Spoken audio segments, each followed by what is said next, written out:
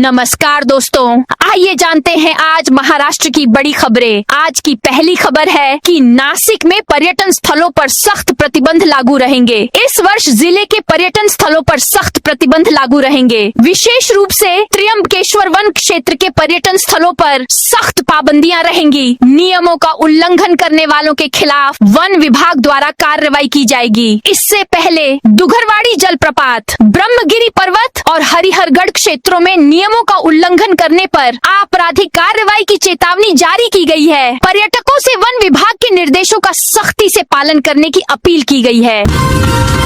नए पासपोर्ट के लिए 2500 रुपए का शुल्क। केंद्र सरकार ने 14 साल बाद पासपोर्ट शुल्क में वृद्धि की है और नई दरें 1 जुलाई से लागू होंगी। नए नियमों के अनुसार सामान्य श्रेणी के 36 पृष्ठों वाले पासपोर्ट की कीमत अब 1500 रुपए के बजाय 2500 रुपए होगी, जबकि तत्काल पासपोर्ट की कीमत 3500 रुपए के बजाय 5000 रुपए होगी।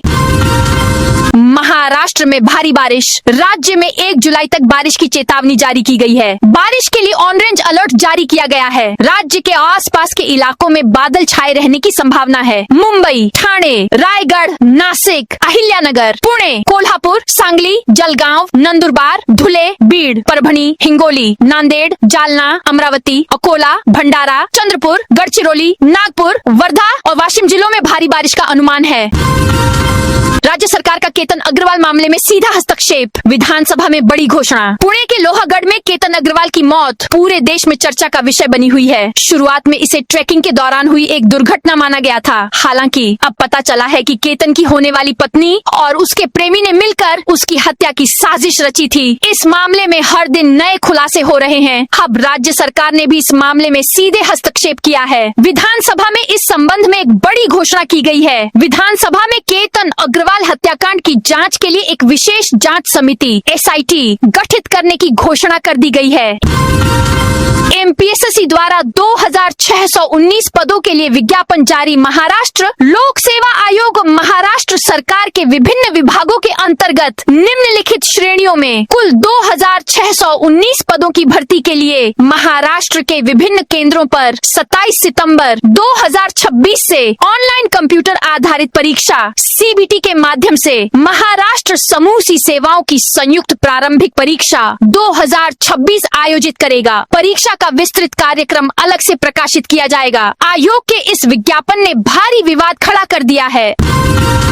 पत्रकारों को धमकी देने के आरोप में सांसद संजय दीना पाटिल। मुश्किल में ठाकरे समूह के नेता सांसद संजय राउत ने मुंबई पुलिस आयुक्त देवेन भारती के पास ठाकरे समूह के बागी सांसद संजय दीना पाटिल के खिलाफ शिकायत दर्ज कराई है। पाटिल ने प्रदर्शनकारियों पर बम फेंकने की धमकी देते हुए कहा था, मैंने 5 लोगों को मार डाला है, इसलिए अगर वे मेरे खिलाफ विरोध प्रदर्शन करेंगे तो मैं उन्हें मार डालूंगा। उप मुख्यमंत्री एकनाथ शिंदे ने पाटिल को सलाह दी है, पत्रकारों का अपमान करना ठीक नहीं है। अगर कोई गलती हुई हो तो माफी मांगे।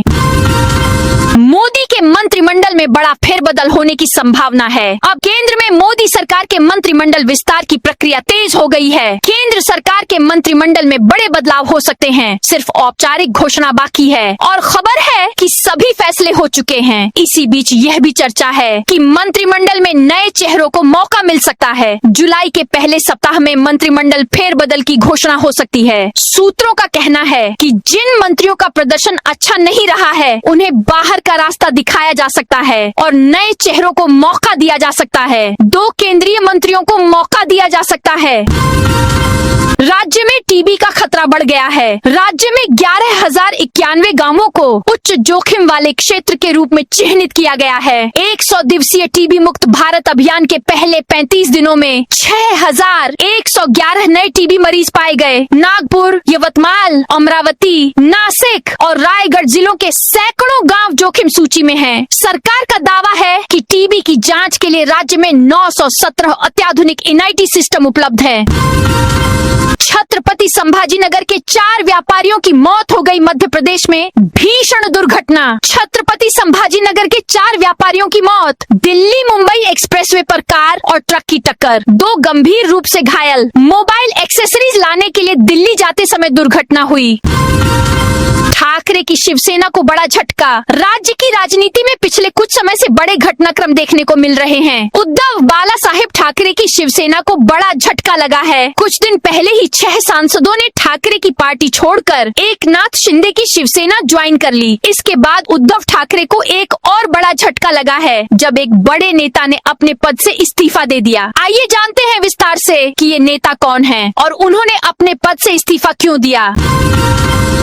ऑपरेशन टाइगर के बाद कांग्रेस को बड़ा झटका लगा। कुछ दिनों पहले शिवसेना के ठाकरे गुट में बड़ा विभाजन हुआ। 9 में से 6 सांसदों ने पार्टी से बगावत कर दी। ये सभी 6 सांसद शिवसेना के शिंदे गुट में शामिल हो गए हैं। शिवसेना के ठाकरे गुट के 6 सांसदों के शिवसेना के शिंदे गुट में शामिल होने से राज्य में शिवसेना के शिंदे गुट की ताकत में काफी वृद्धि हुई है। अब शिवसेना के शिंदे गुट में सांसदों की कुल संख्या 13 हो गई है, जबकि दूसरी ओर शिवसेना के ठाकरे गुट में अब केवल 3 सांसद बचे हैं। इसे शिवसेना के ठाकरे गुट के प्रमुख उद्धव ठाकरे के लिए एक बड़ा झटका माना जा रहा है।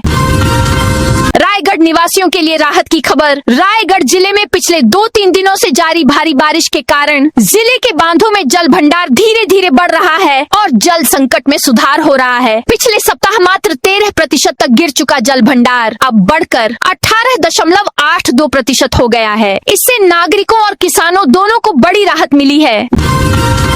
नागपुर मेट्रो फेज 2 विस्तार कैबिनेट इंफ्रास्ट्रक्चर कमेटी की बैठक में 2 प्रमुख और महत्वपूर्ण बुनियादी ढांचा परियोजनाओं को मंजूरी दी गई। नागपुर मेट्रो फेज 2 के तहत कन्हान नदी और कन्हान सिटी के बीच विस्तारित एलिवेटेड मेट्रो परियोजना और मुंबई में बांद्रा वर्सोवा स्वतंत्र वीर सावरकर समुद्री पुल को बांद्रा किले से जोड़ने वाली सड़क परियोजना को मुख्यमंत्री देवेंद्र फडणवीस की अध्यक्षता में हुई कैबिनेट इंफ्रास्ट्रक्चर कमेटी की बैठक में मंजूरी दी गई।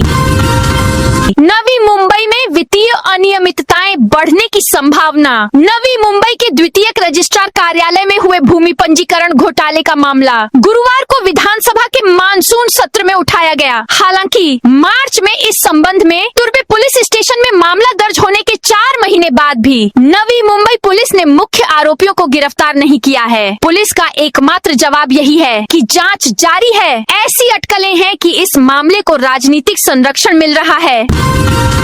पिंपरी चिंचवड़ में शहरी सड़कों से 125 बत्तियां चोरी। पिंपरी चिंचवड़ नगर निगम ने शहरी सड़क डिजाइन के अनुरूप चौड़े फुटपाथ और साइकिल पथ बनाकर शहर की कई मुख्य सड़कों को सुंदर बनाया है। इसी बीच एक गंभीर घटना सामने आई है, जिसमें इन चौड़े फुटपाथों पर लगे आकर्षक बिजली के खंभों से 125 लैंप चोरी हो गए। नगर निगम के बिजली विभाग ने इस संबंध में पुलिस में शिकायत दर्ज कराई है। नासिक के औद्योगिक क्षेत्र के लिए बड़ी खुशखबरी। ग्रामीण क्षेत्रों में महावितरण प्रणाली से बिजली आपूर्ति में बार बार रुकावट आने से उद्योगों की मशीनरी खराब हो रही है और उत्पादन भी बुरी तरह प्रभावित हो रहा है। बिजली की आपूर्ति अनियमित है। शिकायतें करने के बाद भी अनसुनी की जा रही है। जिला उद्योग मित्र समिति या झूम की बैठक में उद्यमियों ने महावितरण प्रणाली से संबंधित कई शिकायतें रखी। 5 करोड़ रुपए के फंड से 3500 सीढ़ियों का जीर्णोद्धार किया जाएगा। अंबरनाथ तालुका में सह्याद्री पर्वतमाला में स्थित सुरम्य और ऐतिहासिक श्री मलंगढ़ किले की पैदल यात्रा अब और भी आरामदायक और सुरक्षित होने वाली है। कुछ महीने पहले किले तक पहुंचने के लिए बहुप्रतीक्षित फ्यूनिकुलर ट्रॉली सेवा शुरू होने के बाद राज्य पर्यटन विभाग अब स्थानीय निवासियों और पैदल यात्रा करने वाले श्रद्धालुओं के लिए वर्षों से उपेक्षित सीढ़ियों का विकास कर रहा है। मुंबई गोवा राजमार्ग के लिए 2 और साल का इंतजार। लोक निर्माण मंत्री शिवेंद्र सिंह राजे भोसले ने लोक सत्ता से बात करते हुए स्वीकार किया कि मुंबई गोवा राजमार्ग के पूरा होने में कोंकण के लोगों को कम से कम 1 या 2 साल और इंतजार करना पड़ेगा, जो पिछले 17 वर्षों से रुका हुआ है। इसलिए संकेत मिल रहे हैं कि इस वर्ष गणेशोत्सव के दौरान कोंकण जाने वाले लाखों श्रमिकों की यात्रा संबंधी समस्याएं जारी रहेंगी। तो दोस्तों, यह थी आज महाराष्ट्र की बड़ी खबरें। आप इस वीडियो को कौन से जिले से देख रहे हैं, उस जिले का नाम जरूर बताइए।